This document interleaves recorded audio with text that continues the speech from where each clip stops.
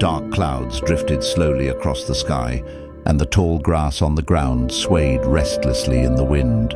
In the midst of the surrounding darkness, a radiant circle of fire glowed brilliantly, as if shielding something precious within it. At the very center of that ring of light sat a monk clad in saffron robes, his legs crossed, hands resting gently in his lap.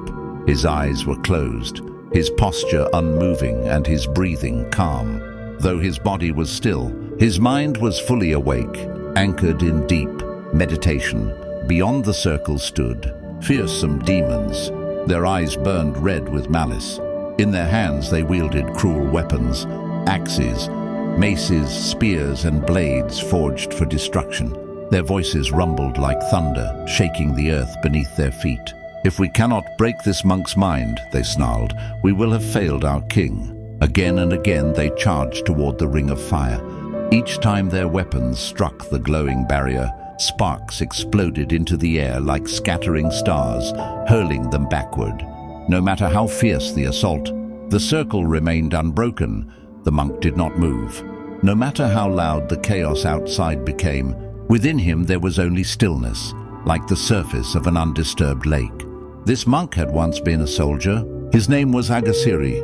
Long ago, on the day his village was burned to the ground, he lost everyone he loved. On that day, hatred and rage consumed his heart. He took up weapons, believing that revenge would heal his pain. But amid endless battles, bloodshed and screams, his suffering only deepened. Victory brought no peace. His soul grew heavier with every enemy he struck down. One day, exhausted and broken, he sat atop a mountain and wept. "I am not winning," he realized. "I am only losing to my own mind." It was then that an elderly monk found him. "If you wish to conquer suffering," the monk said gently, "do not fight it. Understand your own mind." From that day on, Agasiri laid down his weapons and donned the robe. He entered a different kind of battlefield, one where there were no enemies to kill, only truths to see. Now, the demons sought to use his past against him. "Have you forgotten who slaughtered your family?" they hissed. "Do you not want your anger back?" Their words slithered toward his mind, attempting to pierce the circle of light. Images of his past arose within him: fire, screams, loss, grief, but he did not cling to them.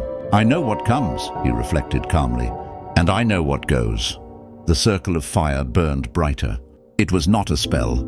It was not a mantra. It was the light of a purified mind. One by one, the demons collapsed. Their weapons fell from their hands. Unable to withstand the radiance of clarity and compassion, they dissolved into the darkness from which they came. As dawn approached, the wind softened. The sky began to lighten. The monk slowly opened his eyes. There was no enemy left to defeat, for the greatest victory had already been won, not over the world, but within himself.